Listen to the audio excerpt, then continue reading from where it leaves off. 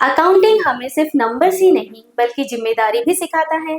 ये सिखाता है कि कैसे कमाना है, कैसे खर्च करना है और कैसे संभालना है, क्योंकि हर एक स्टूडेंट एक छोटा एंटरप्रेन्योर ही है। आज की क्लास हम स्टार्ट करते हैं। वेलकम यू ऑल इन फ्यूके education. I am Babli Jain. So today class, आज हम क्लास 11 का सेकंड टॉपिक स्टार्ट कर रहे हैं, that is basic accounting terms. In that we are going to cover the topic entity, business, transactions and vouchers. Okay, so let us start. Basic terms of accounting. As I told you earlier कि हर एक language कुछ terms रखती है, उनके कुछ शब्द होते हैं जिनके थ्रू हम उस लैंग्वेज को समझ सकते हैं। सिमिलरली अकाउंटिंग भी एक लैंग्वेज है, बिजनेस लैंग्वेज। ओके, इसको समझने के लिए हमें इसकी कुछ टर्म्स सीखनी होगी, उनकी मीनिंग समझनी होगी, जिससे ये बिजनेस लैंग्वेज हमारे लिए एकदम कंफर्टेबल हो जाए। ओके, सो कुछ टर्म्स हम यहाँ पे देख रहे हैं। For example, asset. What is the meaning of asset? Asset it means what we own, जिसपे हमारा राइट है। For example, this pen I am having, ये मेरा पेन है, तो this is my asset. Okay, liabilities it means what we owe, means क्या हमें किसी को पे करना है, किसी और की है और हम यूज कर रहे हैं। ठीक है, that is our liability. It means responsibility. Okay, as हम इंग्लिश में यूज करते हैं रिस्पॉन्सिबिलिटी वर्ड या जिम्मेदारी या दायित्व हिंदी में, वैसे ही हम अकाउंटिंग में उसी शब्द के लिए यूज करेंगे लायबिलिटीज वर्ड। ओके, नेक्स्ट अगर हम बात करें यहाँ पे है जैसे कैपिटल। कैपिटल का मतलब होता है honours investment in a business. Okay, धीरे धीरे ये सारी चीजें आपके सामने क्लियर होती जाएंगी। अभी आप सिर्फ इनको देख लीजिए कि किस टाइप के डिफरेंट लैंग्वेजेस हमको, डिफरेंट वर्ड्स हमको इस लैंग्वेज में यूज करने हैं। ओके, रिवेन्यू वर्ड हम यहाँ पे यूज करेंगे for income. Okay, means income की जगह हम एक नया वर्ड यूज कर रहे हैं, that is revenue. Similarly for expenses हम यहाँ पे यूज करते हैं expenses and expenditure word. Clear? And profit and loss, these all different terms which we have to use in our accounting. तो इनको सीखना, इनके मीनिंग को समझना और इनके यूज को समझना बहुत जरूरी है। So let's begin. For example, first I am going to explain you words and उनकी मीनिंग। उसके पहले हम इसको थोड़ा सा समझ लें कि बेसिक अकाउंटिंग टर्म्स है क्या। Basic terms are common words used again and again in accounting. Means जो हम अकाउंटिंग करते टाइम, बहुत समय करते टाइम बार बार इनको यूज करेंगे। ये वो वर्ड है जो बार बार हमारे लिए काम में आएंगे। दे हेल्प इन अंडरस्टैंडिंग, ये हमें किस में हेल्प करेंगे? Understanding how businesses record and explain the financial activities. जो भी बिजनेस में फाइनेंशियल एक्टिविटीज होंगी उनको हमें रिकॉर्ड कैसे करना और एक्सप्लेन कैसे करना है, ये हम इन वर्ड्स के थ्रू समझेंगे। Clear? So this is about basic terms. अब उन टर्म्स को एक एक करके क्लियर करना है। See, first word I have taken entity. Entity का कॉन्सेप्ट हम समझेंगे। वैसे एंटिटी का मतलब होता है एग्जिस्टेंस, किसी भी चीज का अस्तित्व में होना या दिखाई देना या उसकी प्रेजेंस होना। Okay, but here we are understanding in a business concept. Okay, so business entity concept के अकॉर्डिंग एंटिटी का क्या मीनिंग है? What is an entity? Entity means the business is treated as separate. Okay? Separate from the person who owns it. मतलब business और business का owner दो अलग अलग एंटिटी हैं, दो अलग अलग एग्जिस्टेंस है। ठीक है? Even if one person owns the business, suppose कोई एक ही पर्सन है और वो अपना बिजनेस रन कर रहा है, लाइक अ सोल प्रोप्राइटर, जो हमारे क्लास 11 का टॉपिक है, हम इसी की अकाउंटिंग सीखेंगे, सोल प्रोप्राइटर की। तो अगर मान लो कोई सोल प्रोप्राइटर है, उसका खुद का बिजनेस है, फिर भी business and owner they both are different. Okay, business and the owner are considered two different entities according to business entity concept. कुछ की पॉइंट्स है जिससे आप इसको अच्छे से याद कर सकते हैं। First of all, separate and identity. Separate identity, it means business has its own identity. It is different from the owner. Different है owner से। कैसे? For example, अगर हम अपनी इस इंस्टीट्यूट का ही एग्जाम्पल लें, फॉर एग्जाम्पल फ्यूके एजुकेशन, तो यहाँ पे फ्यूके एजुकेशन एक सेपरेट एंटिटी है एंड इसके जो ऑनर है वो भी सेपरेट एंटिटी है, ठीक है। इंस्टीट्यूट अलग है, ऑनर अलग है, दोनों का अपना अपना एग्जिस्टेंस है, they both are different. Owner versus business, जैसे एक बार और क्लियर करती हूँ उसको, owners personal money and the business money are not the same. क्यों? बिकॉज हमने सेपरेट एंटिटी इसीलिए रखा है कि ऑनर की जो पर्सनल मनी है वो अलग हो गई और बिजनेस की मनी अलग हो गई, बिकॉज हमको हर चीज को मनी कॉन्सेप्ट के थ्रू चलना है लेकर। रिकॉर्ड्स ओनली बिजनेस ट्रांजेक्शंस, अब हम इसमें क्या करेंगे, बिजनेस की जो हमारी अकाउंटिंग है उसमें हमें सिर्फ और सिर्फ फाइनेंशियल ट्रांजेक्शंस लिखने होते हैं और वो भी बिजनेस से रिलेटेड। क्लियर? तो in accounting we record only those transactions that are related to the business. Personal expenses of the owners are not recorded in the business book. ठीक है, हमें वही ट्रांजेक्शंस लिखने हैं जो बिजनेस से रिलेटेड है, बिजनेस की बुक्स में आएंगे। पर्सनल ट्रांजेक्शंस हुए ऑनर के तो वो उनके पर्सनल किसी चीज में लिखने हैं, बिकॉज वो और बिजनेस दोनों सेम नहीं है। क्लियर? नेक्स्ट अगर हम बात करते हैं, इसी को एग्जाम्पल के थ्रू समझे। Ravi start a business and invest 1 lakh rupee. Later he buy a personal mobile for 10,000 from his business money.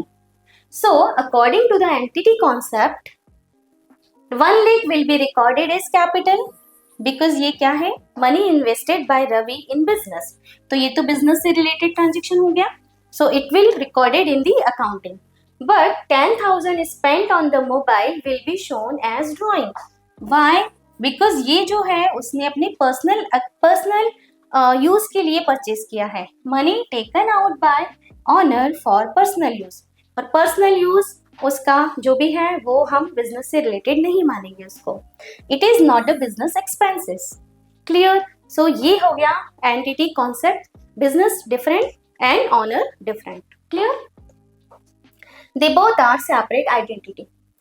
Now why it is important, देखो इसकी इंपॉर्टेंस क्यों है कि हमने बिजनेस को और उसके ऑनर को सेपरेट किया हुआ है, दो अलग अलग एंटिटी लेकर चल रहे हैं, because it helps in correct measurement of business profit और loss and it ensures personal affair of the owners do not affect the business records.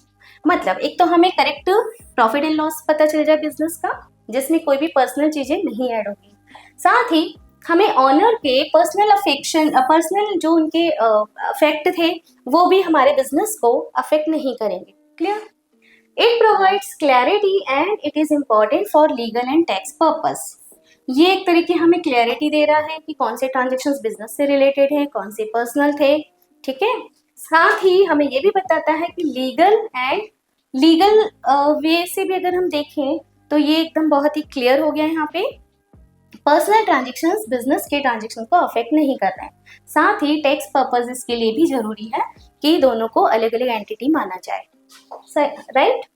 Now next, this was about entity concept. अब हम पढ़ेंगे next word जो हम business में बार बार use करेंगे, वो है हमारा बिजनेस ट्रांजेक्शन। ठीक है, so what is the meaning of business transactions? A business transaction is an Economic, it means as activity or event that involves exchange of money or money's worth. Economic का मतलब ही क्या हुआ? Economic का मतलब होता है जिसमें किसी भी टाइप का एक्सचेंजेस हो मनी से related. Clear? So any activity which related with money exchange that is economic activity. So business transaction क्या है? एक तरह की इकोनॉमिक एक्टिविटी है बिटवीन टू और मोर पार्टीज, ठीक है, जो दो या दो से ज्यादा लोगों में होने वाला है, and it changes the financial position of business, and जिसकी वजह से हमारे बिजनेस की फाइनेंशियल पोजीशन भी क्या होने वाली है? चेंज होगी। May be capital will reduce और डिक्रीज, ठीक है, अगर हमने कुछ परचेज किया कैपिटल कम हो जाएगी, कुछ बेचा है सेल किया है कैपिटल ऐड हो जाएगी, उसमें प्रॉफिट ऐड हो जाएगा। इस तरीके से जो हमारी फाइनेंशियल पोजीशन है वो कम या ज्यादा होती है, असेट आती है या असेट जाती है, ठीक है, इस टाइप से फाइनेंशियल पोजीशन में चेंजेस होते हैं, वो है हमारे business transactions. It is anything that a business does use money, कोई भी ऐसी चीज जिसमें बिजनेस मनी यूज कर रहा है वो है business transactions, like buying, selling, paying और रिसीविंग। ओके, सपोज किसी को कुछ पे किया, मनी का ट्रांजेक्शन हुआ, मनी का एक्सचेंज हुआ, ओके, मनी रिड्यूस हुई हमारे पास से, कैश रिड्यूस हुआ, ओके, हमने कुछ खरीदा है, हमारे पास मटेरियल ऐड हो गया, क्लियर, तो स्टॉक बढ़ गया या असेट बढ़ गई, उसके बदले में हमने मनी दी तो हमारा कैश रिड्यूस हो गया। तो इस तरीके से फाइनेंशियल पोजीशन चेंज हो रही है। It must be measurable in money, money में मेजरेबल होगा तभी हम लिख पाएंगे, ठीक है। And it must affect the accounts of the business in some way, किसी न किसी तरह से हमारे बिजनेस अकाउंट्स को क्या होना चाहिए, अफेक्टेड होना चाहिए, तो ही हम एंट्री करेंगे, उन्हीं को हम बिजनेस ट्रांजेक्शन मानेंगे। सो बिजनेस ट्रांजेक्शन की फर्स्ट रिक्वायरमेंट क्या है या फर्स्ट उसकी कंडीशन क्या है कि बिजनेस ट्रांजेक्शंस एक तो बिजनेस से रिलेटेड होनी चाहिए, साथ ही मनी में मेजरमेंट भी होने चाहिए उनका, okay. Means B plus M को हम यहाँ पे ध्यान रखेंगे, B plus M it means related with business, okay. B plus M का कॉन्सेप्ट ध्यान रखना है, वही हमारे बिजनेस ट्रांजेक्शन्स होंगे, ओके। सो अगर इसको ठीक से याद करना है, कुछ की फीचर्स हैं यहाँ पे जो आपको हेल्प करेंगे। For example, involves value, only activities that can be expressed in money are considered, मतलब मनी में होने वाले ट्रांजेक्शन ही आपको नोट डाउन करने हैं, ठीक है। Between two parties, so there are two party, every time it will be it must be two parties will be there, okay, means first is giver, so second will be receiver, कोई एक देने वाला होगा एक लेने वाला होगा, तभी तो बिजनेस ट्रांजेक्शन्स होंगे, okay. Changes financial position, financial position change होनी चाहिए, जैसे मैंने अभी बताया कि कोई एक चीज बढ़ेगी तो दूसरी चीज कम होगी। फॉर एग्जाम्पल, अगर हम बैलेंस शीट में असेट कॉलम में लिखते हैं, ये हमारा एसेट है, सॉरी, अगर हमने मान लो इधर असेट कॉलम में कुछ लिखा, असेट्स लिखी हमने, और इधर हमारा ये लाइबिलिटीज वाला कॉलम है, ओके। अब यहाँ से अगर हमने फर्नीचर परचेज किया तो फर्नीचर के रूप में हमारी असेट बढ़ गई, क्लियर, और फर्नीचर परचेज किया है कैश में तो हमारा कैश क्या होगा, रिड्यूस होगा, तो फर्नीचर ऐड होगा बट कैश हमारा क्या हो जाएगा, रिड्यूस हो जाएगा, तो फाइनेंशियल पोजीशन चेंज हुई है, ओके। या अगर हमने क्रेडिट में खरीदा है तो हमारे क्रेडिटर्स बढ़ जाएंगे और इधर फर्नीचर भी बढ़ जाएगा, तो इस तरीके से फाइनेंशियल पोजीशन चेंज होनी चाहिए। ऑब्जेक्टिव क्या है इसको रिकॉर्ड करने का, there are some documents like a bill, receipt, invoice etcetera, इनके बेसिस पे ही हम कोई भी ट्रांजेक्शन्स को अप्रूव करते हैं या उसके लिए हमें एविडेंस के रूप में ये चीजें काम में आती हैं, ठीक है।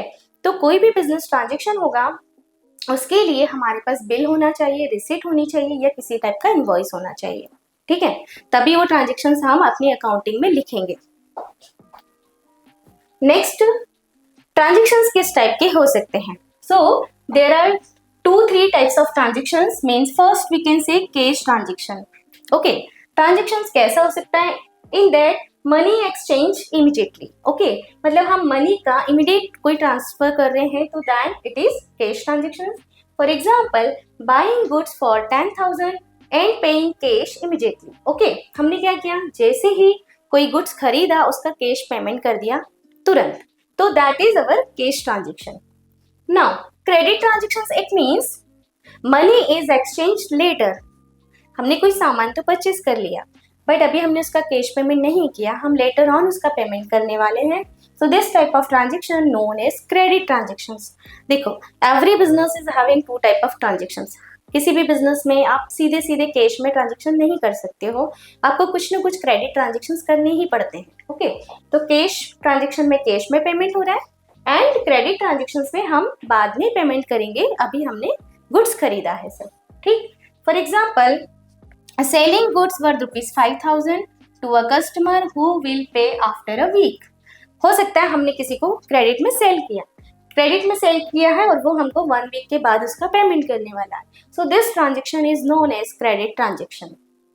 इंटरनल ट्रांजेक्शंस भी होते हैं, मेनली तो ये 2 ट्रांजेक्शंस होते हैं, cash and credit transactions, okay, but इसके अलावा कुछ इंटरनल ट्रांजेक्शंस भी होते हैं, जैसे कि no outside party is involve, because ये क्या है, इंटरनल ट्रांजेक्शंस है, but the financial position still change, लेकिन इनकी वजह से भी फाइनेंशियल पोजीशन तो चेंज हुई है।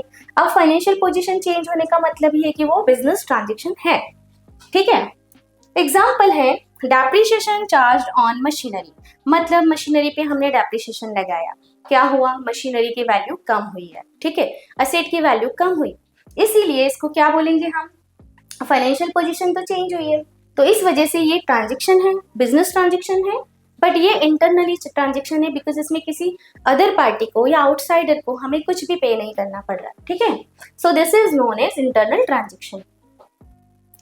ये था हमारा ट्रांजेक्शन से रिलेटेड फुल कॉन्सेप्ट जो मैंने यहाँ पे क्लियर किया।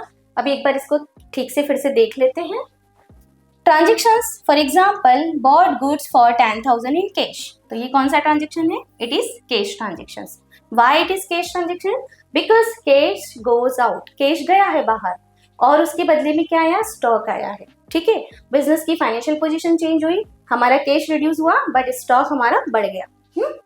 Similarly sold goods for 15,000 on credit, अगर हमने क्रेडिट में सेल किया तो क्रेडिट ट्रांजेक्शन है, ठीक, क्योंकि यहाँ पे कैश तो आया नहीं बल्कि क्या हुआ है, सेल्स तो हमारी बढ़ गई, हमने सेलिंग कर दी है, 15,000 की सेल इंक्रीज हुई है एंड हमारे डेटर भी इंक्रीज हुए बिकॉज डेटर्स अभी पेमेंट हमको बाद में करने वाले हैं, तो यहाँ पे डेटर्स इंक्रीज हो गए, क्लियर। पेड रेंट 5,000, ये कैश ट्रांजेक्शन है क्योंकि हमने कैश पेमेंट किया, कैश गया और यहाँ पे क्या हुआ, इन एक्सपेंसेस इंक्रीज हुए हैं। देखो हर चीज के डुअल इफेक्ट हो रहे हैं, ठीक है, बिकॉज ये जो हमारी अकाउंटिंग है ये डुअल एस्पेक्ट पे काम करती है, ठीक है। हर चीज के डबल इफेक्ट होंगे, डबल इफेक्ट इसीलिए हमने इसको बोला, देखिए हर चीज पे दो जगह पे ट्रांजेक्शंस हो रहे हैं, मतलब दो साइड इफेक्ट हो रहे हैं उस ट्रांजेक्शन के थ्रू।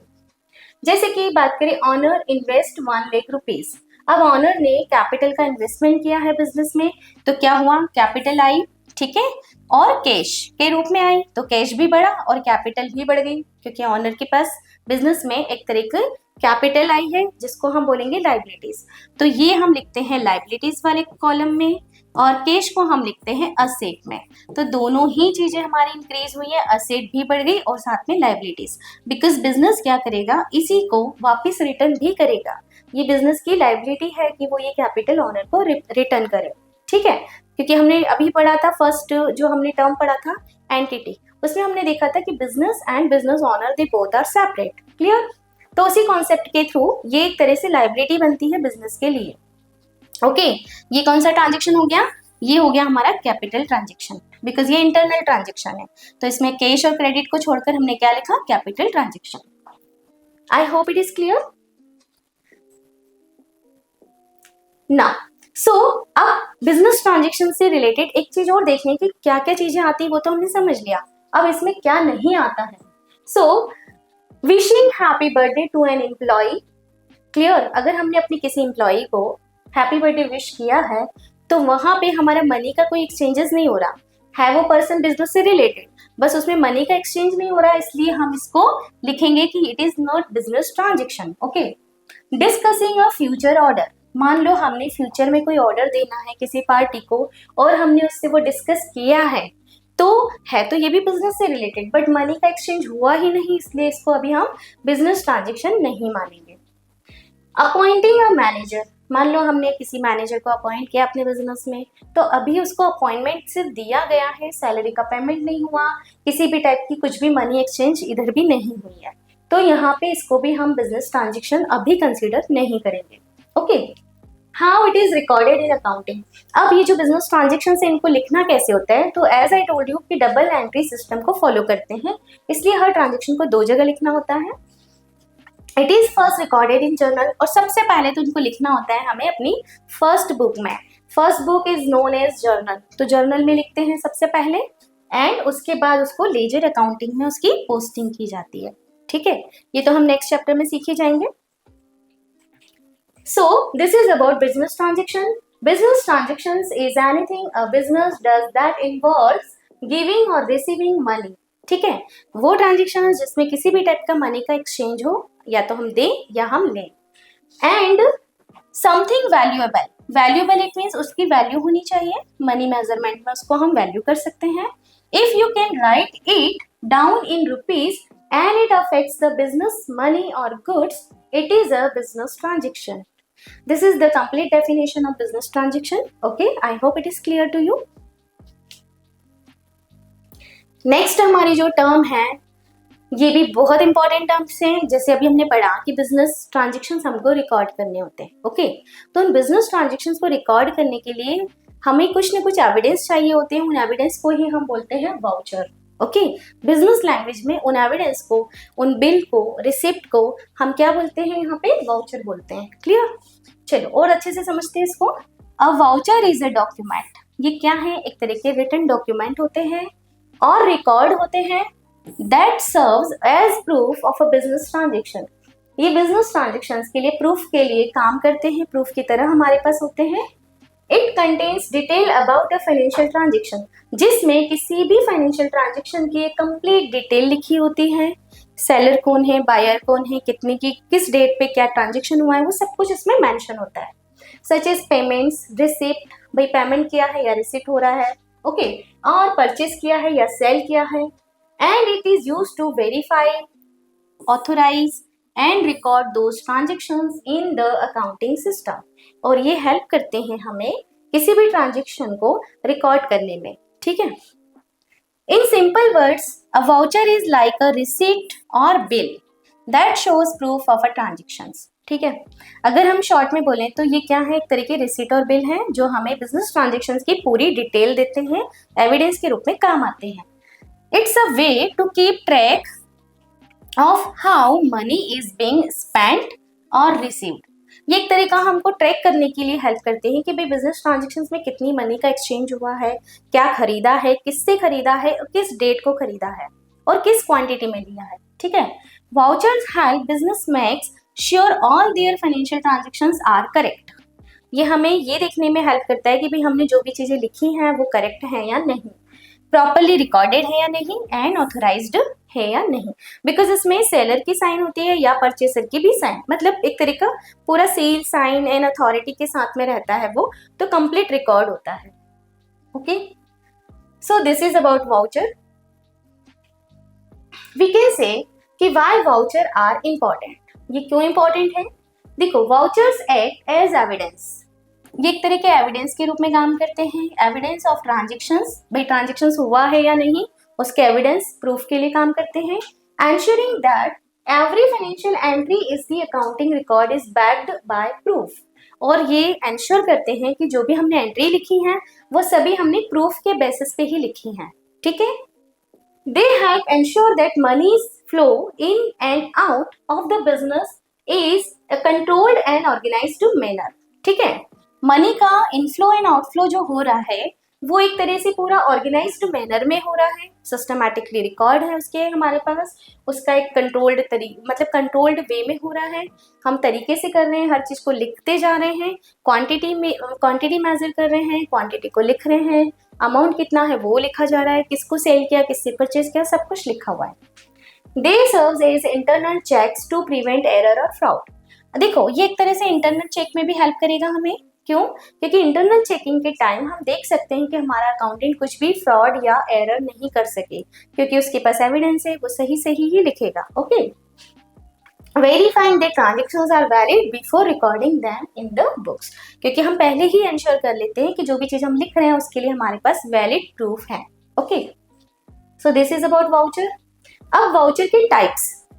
पेमेंट वाउचर, बेटा इसका तो एक पूरा कंप्लीट चैप्टर ही बनता है, सोर्स डॉक्यूमेंट, बट अभी हम इन शॉर्ट उसको समझेंगे कि वाउचर्स के टाइप्स क्या होते हैं।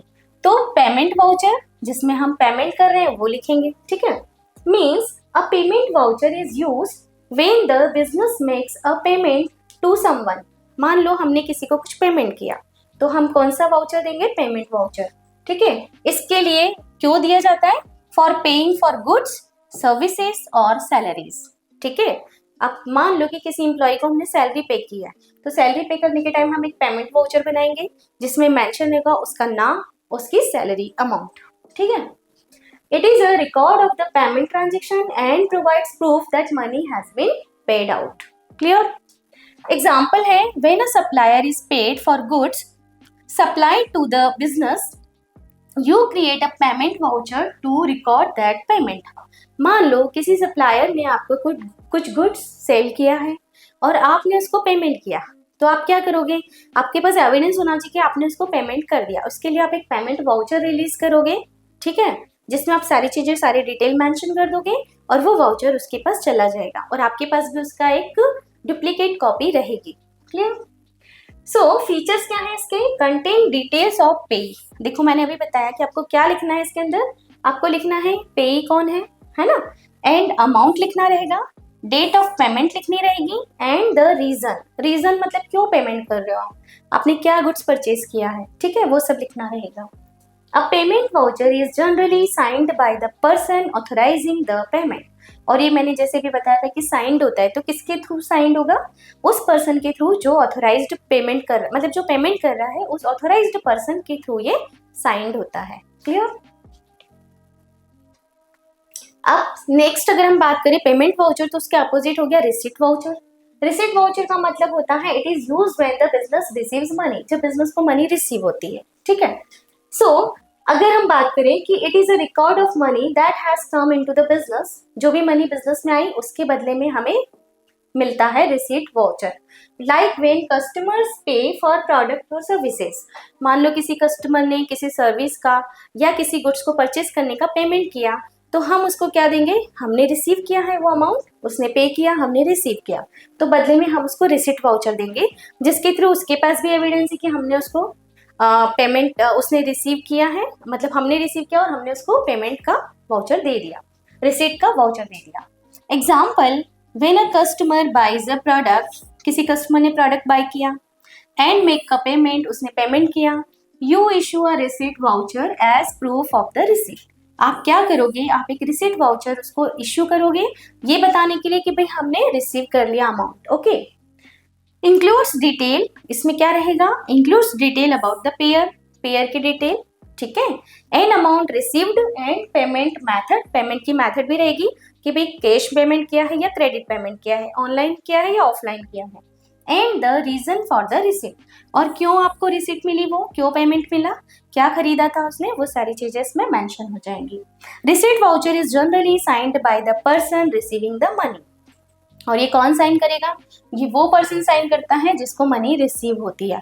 मतलब फॉर एग्जांपल सपोज मैंने आपको कोई मटेरियल सेल किया और आपने मुझे पेमेंट किया, तो मैं आपको एक रिसीट वाउचर दूंगी ये बताने के लिए कि भाई आपका पेमेंट मुझे रिसीव्ड हो गया है। ओके, मैं अपनी साइन करके आपको वो वाउचर दे दूंगी। क्लियर?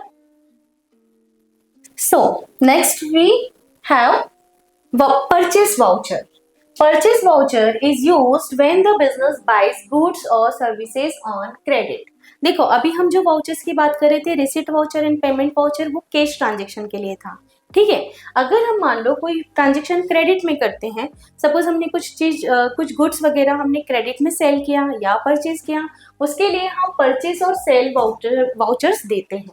अब परचेज वाउचर का मतलब होता है purchase voucher is used when the business buy goods और सर्विसेज ऑन क्रेडिट।